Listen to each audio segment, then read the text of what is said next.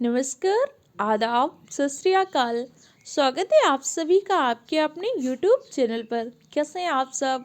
आशा करती हूँ आप सब बहुत अच्छे होंगे और अच्छे से अपनी पढ़ाई को भी कर रहे होंगे। अगर कुछ चीज़ें अच्छी नहीं है तो उससे अपनी मेहनत के बल पर अच्छा करेंगे। हमेशा इस पॉजिटिव एप्टीट्यूड के साथ रहिए। हो सकता है कि लाइफ में कुछ चीज़ें आपके साथ अच्छी नहीं चल रही हों, कोई भी इशू हो सकता है। जो भी प्रॉब्लम है उसका हम क्या करेंगे, सलूशन निकालेंगे, उसके लिए मेहनत करेंगे। तो देखो, आप सबकी एंशियंट हिस्ट्री की क्लास चल रही थी। एंशियंट हिस्ट्री आप सबके एग्जाम के लिए बहुत ही इंपॉर्टेंट है, तो उसका हम शॉर्ट में रिवीजन करेंगे। उन्हीं पॉइंट को रिवीजन करेंगे जहाँ से एग्जाम में क्वेश्चन पूछे जाते रहे या पूछे जाने की संभावना है, ताकि कम टाइम पे आपकी चीज़ों को शॉर्ट में रिवीजन हो जाए। इससे पहले ऑफलाइन क्लास और ऑनलाइन क्लास में आपने पूरी चीज़ें बहुत ही डिटेल से पढ़ी थी। अब उन्हीं का हम शॉर्ट में रिवीजन कर रहे हैं। कॉपी पेन लेकर बैठिएगा, इंपॉर्टेंट पॉइंट के नोट्स बनाइएगा जो आपके एग्जाम के लिए बहुत ही हेल्पफुल रहेंगे। तो इससे पहले हमने डिस्कस किया था कि भाई देखो क्या हुआ था। जैसे आपने वैदिक काल में देखा था, तो वैदिक काल में क्या था, छोटे छोटे जनपद थे। लेकिन अब वही महाजनपद काल में वो जनपद क्या हो जाते हैं, एक बहुत बड़े जनपद का रूप ले लेते हैं, जिसे हमने महाजनपद काल के नाम से ही जाना। इस दौरान आपको 16 जनपद का उल्लेख मिलेगा। उन 16 जनपद को हम षोडश जनपद के नाम से जानते हैं। षोडश जनपद का उल्लेख आपको एक बौद्ध ग्रंथ अंगुत्तर निकाय में मिलता है। जैन धर्म का ग्रंथ होता है भगवती सूत्र, उसमें भी वर्णन मिलता है। तो 16 महाजनपद में एक जो सबसे महत्वपूर्ण जनपद था मगध जनपद। मगध जनपद में क्या हुआ, अलग अलग वंश आए, उन्होंने शासन किया। मगध महाजनपद के अंतर्गत कुल 7 वंश ने क्या किया, शासन किया। भाई क्षेत्र तो मान लीजिए मगध महाजनपद का ये है, तो यही क्षेत्र रहा। लेकिन इस क्षेत्र में क्या हुआ, अलग अलग वंश के राजा आए। तो कभी हर्यक वंश के बिंबिसार आ रहे हैं, तो कभी नंद वंश के महापद्म नंद आ रहे हैं, तो कभी शिशुनाग आ रहा है, तो कभी चंद्रगुप्त मौर्य आ रहे हैं। तो उन्हीं सब चीज़ों को आज की क्लास में डिस्कस करेंगे। देखो, मगध पर शासन करने वाला पहला जो वंश था हर्यक वंश था। पहला ऐतिहासिक वंश हर्यक वंश था। जबकि अगर पुराण और महाभारत में देखेंगे तो मगध पर शासन करने वाले पहले वंश का नाम बृहदत्त वंश कहते हैं। कहते हैं वहाँ पे बृहदत्त वंश की स्थापना बृहदत्त नामक व्यक्ति ने की थी। इसी बृहदत्त वंश के एक बहुत ही योग्य शासक था जरासंध। इसी जरासंध से भीम ने क्या किया था, युद्ध किया था। ऐसा वर्णन पुराणों और महाभारत में आपको देखने को मिलता है, लेकिन किसी भी ऐतिहासिक ग्रंथ में बृहदत्त वंश का वर्णन नहीं मिलता। हर ऐतिहासिक ग्रंथ में बृहदत्त वंश के रूप में हर्यक वंश को मगध पर शासन करने वाला पहला वंश कहा जाता है। हर्यक वंश की स्थापना किसने किया था? हर्यक वंश की स्थापना किया था बिंबिसार ने। बिंबिसार ने राज विस्तार के लिए वैवाहिक संबंध की और मित्रता की नीति को प्रारंभ किया था। बिंबिसार ने क्या किया था, कौशल की राजकुमारी महाकौशला देवी से विवाह किया था, और बिंबिसार को दहेज के रूप में क्या हुआ था, काशी का क्षेत्र मिल गया था। इसी प्रकार बिंबिसार ने वैशाली पर क्या किया था, आक्रमण किया था।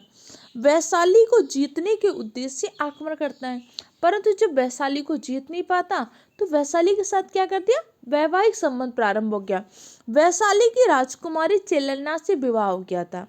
तो बिंबिसार ने क्या किया था, वैशाली पर आक्रमण तो किया था जीतने के उद्देश्य से, लेकिन जब वैशाली को जीत नहीं पाता तो वैशाली की राजकुमारी कौन थी, चेलन्ना। चेलन्ना से बिंबिसार विवाह कर लेते। इसी प्रकार बिंबिसार ने मध्य देश की राजकुमारी क्षेमा से भी विवाह किया था।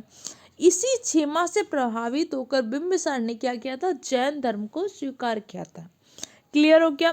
बिंबिसार ने अवंती के राजा प्रदोत बीमार हो गए थे, तो उनके लिए अपना राजवैद्य जीवक को भेज दिया था, और इसीलिए अवंती के राजा प्रदोत से बिंबिसार के बहुत अच्छे कैसे संबंध थे, मित्रतापूर्ण संबंध थे।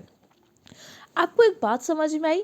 अगर कभी आपसे क्वेश्चन पूछता है राज्य विस्तार के लिए वैवाहिक नीति और मित्रता संबंध को प्रारंभ किसने किया था, बिंबिसार। बिंबिसार ने कौन से वंश की स्थापना किया? बिंबिसार ने स्थापना किया था हर्यक वंश की। अब देखो, बिंबिसार के क्या होते हैं, बिंबिसार की हत्या कर देते हैं उसी का बेटा अजातशत्रु। इसीलिए बिंबिसार का जो वंश है हर्यक वंश, इसे हम क्या जानते हैं, पितृहंता वंश के नाम से भी जानते हैं। अजातशत्रु ने क्या कर दिया, बिंबिसार की हत्या कर दिया, स्वयं क्या हो गया, राजा बन गया। अब देखो, इतिहास में वर्णन मिलता है कि अजातशत्रु वैशाली की राजकुमारी वजीरा से प्रेम करता था। अब देखो अजातशत्रु के पिता कौन थे? बिंबिसार। बिंबिसार ने वैशाली को जीतने के उद्देश्य से आक्रमण किया था, परंतु जीत नहीं पाए थे, तो वहां की राजकुमारी से विवाह कर लिया था। अब अजातशत्रु ने क्या कर दिया था? बिंबिसार की हत्या कर दी थी। अब ये बिंबिसार क्या करता, तो वहां की राजकुमारी, इसके जो मामा थे प्रसेनजीत, उनकी पुत्री थी वजीरा, वजीरा से प्रेम करता था।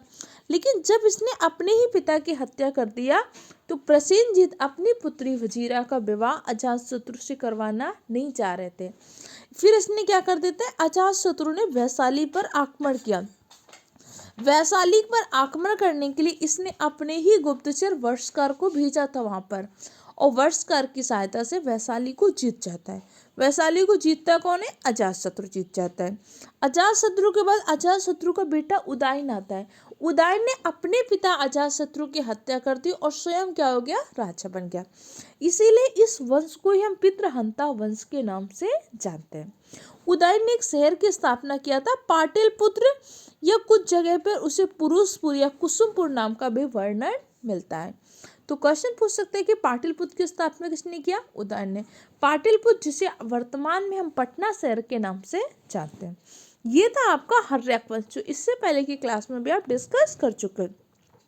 अब देखो हर्यक वंश के बाद क्या होता है? हर्यक वंश का अंतिम शासक था नागदशक। नागदशक की हत्या करके शिशुनाग ने एक नया वंश स्थापित कर लिया। कौन सा वंश था? नागवंश या शिशुनाग वंश। अब शिशुनाग वंश का अंतिम शासक था नंदीवर्मन। नंदीवर्मन की हत्या कर दिया महापद्मनंद ने, एक नया वंश स्थापित कर दिया नंदवंश। नंदवंश का अंतिम शासक था घनानंद। घनानंद की हत्या करके चंद्रगुप्त मौर्य ने एक नया वंश स्थापित किया था मौर्य वंश। तो आज की क्लास में हम क्या पढ़ेंगे? मौर्य वंश के बारे में पढ़ेंगे। मौर्य वंश की स्थापना किसने किया था?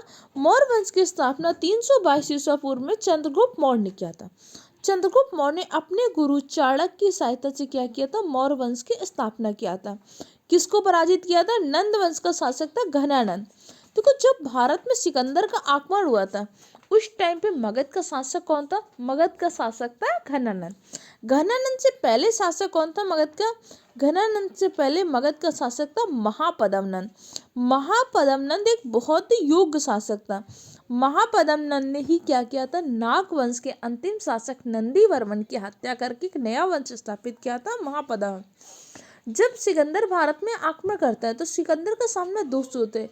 एक तो राजा आम्बिक से होता है। राजा आम्बिक ने सिकंदर से बिना लड़े ही आत्मसमर्पण कर दिया था। दूसरा सिकंदर का सामना होता है राजा पोरस से।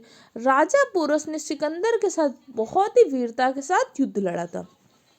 उसके बाद सिकंदर की सेना ने, क्योंकि मगध के क्षेत्र में क्या था, उस टाइम पे बाढ़ चल रही थी, तो सिकंदर, उस टाइम पे मगध का शासक कौन था? घनानंद। सिकंदर की सेना ने आगे बढ़ने से इनकार कर दिया था। सिकंदर का जल सेनापति था निर्याकस। कई बार ऐसे क्वेश्चन में पूछ लेते हैं। सिकंदर का जल सेनापति कौन था? निर्याकस। निर्याकस ने कहा कि बिहार में इस टाइम पे क्या हो रही, बाढ़ चल रही है, वहां पर आक्रमण करना हमारी सेना के लिए अभी सही नहीं है, क्योंकि उन्हें बाढ़ इन सब से इतना आइडिया नहीं था। तो उसी के बाद राजा पोरस से युद्ध लड़ने के बाद सिकंदर क्या होता है? वापस चला जाता है। तो क्वेश्चन पूछते हैं, जब सिकंदर ने भारत में आक्रमण किया, उस टाइम पे मगध का शासक कौन था? घनानंद। घनानंद किसके समकालीन था? तो घनानंद समकालीन था सिकंदर के। ठीक है, उधर सिकंदर वापस चला जाता है। इधर क्या हुआ था? घनानंद के दरबार में चाणक्य आते हैं। चाणक्य जो कि तक्षशिला विश्वविद्यालय के शिक्षक थे। चाणक्य क्या होता है, इसको घनानंद को बताते हैं कि देखो आप क्या कर रहे हो, आप इस टाइम पे बहुत सारा मस्त हो, उधर सिकंदर आक्रमण करने आ रहे हैं, आपको अपनी सेना को तैयार करने की जरूरत है, आपको बहुत अभ्यास करने की जरूरत है। तो घनानंद क्या था? एक बहुत ही अहंकारी शासक था। उसने चाणक्य को अपने दरबार से अपमानित कर दिया कि एक आप शिक्षक हो, शिक्षक ही बनकर रहो, आपको क्या करना है कि राजा को नहीं सलाह देनी है। तो चाणक्य ने सोच लिया था कि अब मुझे क्या करना है, घनानंद से बदला लेना है। तो चाणक्य इसकी सहायता से, चंद्रगुप्त मौर्य की सहायता से घनानंद को पराजित करते हैं और एक नया वंश स्थापित कराते हैं। कौन सा वंश था? मौर्य वंश। मौर्य वंश की स्थापना किसने किया? चंद्रगुप्त मौर्य ने। किसको पराजित किया? नंद वंश के अंतिम शासक घनानंद को। अब चंद्रगुप्त मौर्य कौन से धर्म को मानता था? तो चंद्रगुप्त मौर्य जैन धर्म को मानता था, क्योंकि इसने जैन धर्म की संलेखना पद्धति से कर्नाटक के श्रवणबेलगोला में अपने प्राण त्यागे थे। चंद्रगुप्त ने एक जैन गुरु थे भद्रबाहु। भद्रबाहु से इसने क्या किया था, जैन धर्म की दीक्षा ली थी। अब चंद्रगुप्त मौर्य है कौन, क्या क्षत्रिय है, क्या शूद्र है, इसके बारे में अलग अलग ग्रंथों में अलग अलग बातें लिखी हुई हैं। जैसे ब्राह्मण साहित्य में चंद्रगुप्त मौर्य को शूद्र बताया गया है, जबकि बौद्ध और जैन ग्रंथ में चंद्रगुप्त मौर्य को क्षत्रिय बताया गया है। वहीं मुद्रा राक्षस किताब लिखी विशाख दत्त ने अपनी किताब लिखी मुद्रा राक्षस में चंद्रगुप्त मौर्य को वृषल बताया है। वृषल का तात्पर्य क्या होता है, वृषल का तात्पर्य होता है जिसका निम्न कुल में जन्म हुआ हो।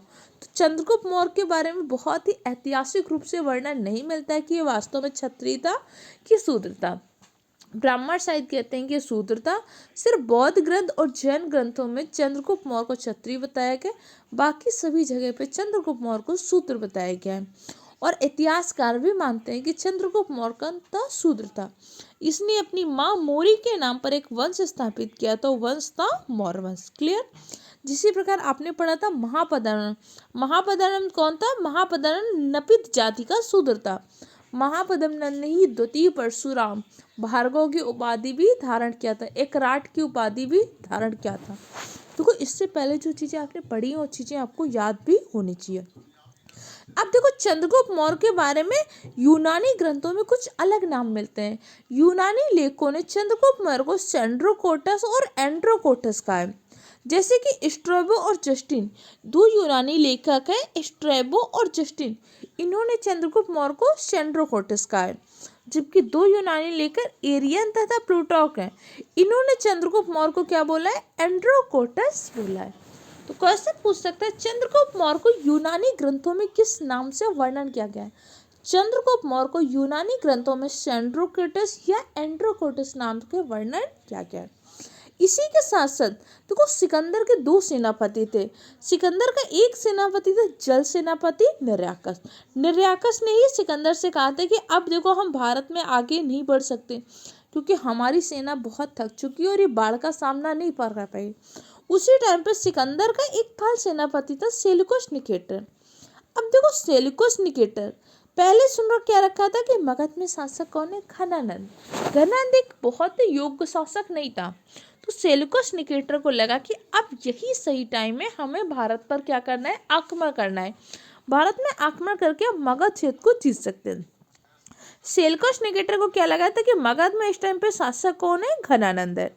लेकिन वास्तव में मगध में इस टाइम पे शासक कौन बन चुका था, वास्तव में मगध में इस टाइम पे शासक था चंद्रगुप्त मौर्य, क्योंकि चंद्रगुप्त मौर्य ने घनानंद को पराजित करके एक नया वंश स्थापित कर दिया था, मौर्य वंश। तो सेल्यूकस निकेटर क्या करता है, मगध पर आक्रमण करता है। जब सेल्यूकस निकेटर मगध पर आक्रमण करता है तो इसका सामना कैसे होता है, चंद्रगुप्त मौर्य से। इसने तो सोचा था कि मगध का शासक कौन है, घनानंद, लेकिन वास्तव में सामना किससे होता है, चंद्रगुप्त मौर्य से। चंद्रगुप्त मौर्य जो बहुत ही कुशल योद्धा था, सेल्यूकस निकेटर ने क्या किया, 305 ईसा पूर्व में चंद्रगुप्त मौर्य के ऊपर आक्रमण किया। अब जब आक्रमण किया तो सेल्यूकस निकेटर चंद्रगुप्त मौर्य की सेना का सामना नहीं कर पाया, सेल्यूकस निकेटर हार गया। अब जब हार गया तो आपको पता है कि पहले राज्य क्या करते थे, हारने पर वैवाहिक नीति प्रारंभ कर लेते थे। तो जैसे ही सेल्यूकस निकेटर चंद्रगुप्त मौर्य से हार गया तो सेल्यूकस निकेटर ने अपनी पुत्री कार्नेलिया का विवाह किससे कर दिया, चंद्रगुप्त मौर्य से। इतिहास में कार्नेलिया नाम के साथ साथ कुछ जगह हिलना नाम का भी वर्णन मिलता है। सेल्यूकस निकेटर की पुत्री के लिए दो नाम का वर्णन मिलता है, हिलना और कौलना।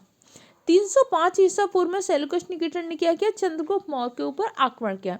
चंद्रगुप्त मौर्य के ऊपर आक्रमण करने पर सेल्यूकस निकेटर हार गया। जब सेल्यूकस निकेटर हार गया तो सेल्यूकस निकेटर ने अपनी पुत्री कार्नेलिया का विवाह चंद्रगुप्त मौर्य से कर दिया और चंद्रगुप्त मौर्य को दहेज में कांदार, हिरात, मकरान जो अफगानिस्तान का क्षेत्र था, ये क्षेत्र क्या हुआ, दहेज में मिल गया। अब भाई जब चंद्रगुप्त मौर्य का विवाह भी हो गया, दहेज में इतना बढ़िया अफगानिस्तान का क्षेत्र भी मिल गया, तो चंद्रगुप्त मौर्य ने क्या कर दिया था, सेल्यूकस निकेटर को उपहार स्वरूप 500 हाथी दिए थे।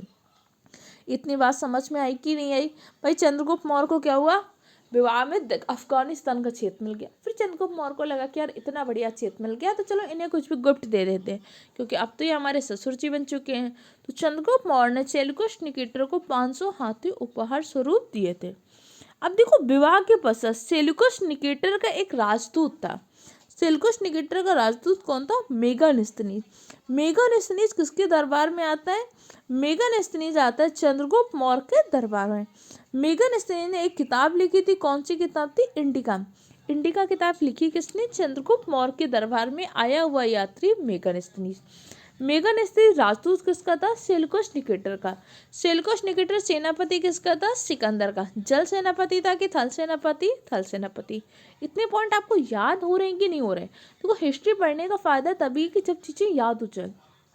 भले आप कम पढ़ो, लेकिन जितना पढ़ो उतना आपको याद होना चाहिए। ये आप सबके लिए बहुत इंपॉर्टेंट है। इसी प्रकार सेल्यूकस निकेटर और चंद्रगुप्त मौर्य के बीच युद्ध हुआ। इसका वर्णन किसने किया था? एपियानोकस ने। एपियानोकस ने चंद्रगुप्त मौर्य और सेल्यूकस निकेटर के मध्य हुए युद्ध का वर्णन किया था। सेल्यूकस निकेटर का राजदूत कौन था? मेगानेस्थनीज। मेगानेस्थनीज भारत आने वाला प्रथम राजदूत था। अभी तक भारत में कोई भी राजदूत नहीं आए, क्योंकि दूसरे देशों के जो दूत आते थे उन्हें हम क्या बोलते थे? राजदूत।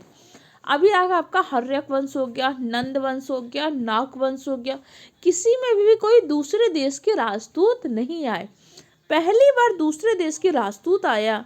भारत आने वाला पहला राजदूत कौन था? मेगानेस्थनीज। मेगानेस्थनीज किसके दरबार में आया? चंद्रगुप्त मौर्य के। मेगानेस्थनीज ने कौन सी किताब लिखी थी? इंडिका किताब लिखी थी। मेगानेस्थनीज था किसका राजदूत? सेल्यूकस निकेटर का। इतनी बात आई कि नहीं है? इसी के साथ साथ चंद्रगुप्त मौर्य, देखो आपको पता है कि महापद्मनंद के टाइम पर ही क्या हुआ था? बंगाल से लेकर मालवा एमपी तक उसके सैन्य का विस्तार था। अभी क्या हो गया? चंद्रगुप्त मौर्य को अफगानिस्तान का क्षेत्र तो क्या मिल गया? तेहस में मिल गया। इसी क्रम पे चंद्रगुप्त मौर्य ने दक्षिण भारत की विजय किया था। चंद्रगुप्त मौर्य ने दक्षिण भारत की विजय किया। इसका वर्णन कहाँ पे मिलता है? इसका वर्णन मिलता है, दो ग्रंथ है, तमिल ग्रंथ है, अहनानूर और मुर्नानून। अहनानूर और मुर्नानून नामक दो तमिल ग्रंथों में वर्णन मिलता है कि चंद्रगुप्त मौर्य ने दक्षिण भारत की विजय किया था। इसी प्रकार अशोक जब अपने अभिलेख लिखवाता है तो अशोक अपने अभिलेखों में भी लिखवाता है, मेरे साम्राज्य का विस्तार दक्षिण भारत तक है, परंतु दक्षिण भारत की विजय मैंने नहीं की। दक्षिण भारत की विजय मेरे दादा चंद्रगुप्त मौर्य ने किया। अशोक ने दक्षिण भारत की विजय का उल्लेख करवाता है, लेकिन उसमें लिखवाता है कि दक्षिण भारत की विजय की किसने थी? चंद्रगुप्त मौर्य ने। तो चंद्रगुप्त मौर्य ने दक्षिण भारत को जीता था। इसका वर्णन कहाँ पे मिलता है? इसका वर्णन हमें दो जगह पे मिलता है। एक तो अशोक के अभिलेख में मिलता है, इसी के साथ साथ दो तमिल ग्रंथ थे, एक था अहनानूर, एक था मुर्नानूर। इन दोनों में दक्षिण भारत की विजय का वर्णन मिलता है। अब चंद्रगुप्त मौर्य मानता कौन से धर्म को था? चंद्रगुप्त मौर्य मानता था आपके जैन धर्म को। इसीलिए चंद्रगुप्त मौर्य ने अपना अंतिम समय, अपनी मृत्यु उसने कैसे की थी? संलेखना पद्धति से। जैन धर्म में एक पद्धति होती है संलेखना पद्धति। संलेखना पद्धति में क्या होता है? व्यक्ति को जब लगने लगता है कि उसकी डेथ होने वाली है तो खाना पीना छोड़ देता है। 298 ईसा पूर्व में कर्नाटक के श्रवणबेलगोला में जैन धर्म के संलेखना पद्धति से चंद्रगुप्त मौर्य ने क्या कर दिया था? अपने प्राण त्याग दिया। चंद्रगुप्त मौर्य के बाद उनका बेटा क्या होता है? बिंदुसार शासक बनता है। तो आज की क्लास में आपने इतनी चीज़ें पढ़ी, इतनी चीज़ें आपको समझ में आई कि नहीं आई? किसी प्रकार के कोई दिक्कत, कन्फ्यूजन हो कमेंट सेक्शन द्वारा पूछ सकते हैं। चंद्रगुप्त मौर्य ने अपने गुरु चाणक्य की सहायता से मौर्य वंश की स्थापना किया था। क्लियर हो क्या? और कोई भी दिक्कत, कन्फ्यूजन हो कमेंट सेक्शन द्वारा पूछ सकते हो। पढ़ाई करते रहिए, मेहनत करिए, अपने माँ बाप का नाम रोशन करिए, समाज में एक अच्छे नागरिक बनिए।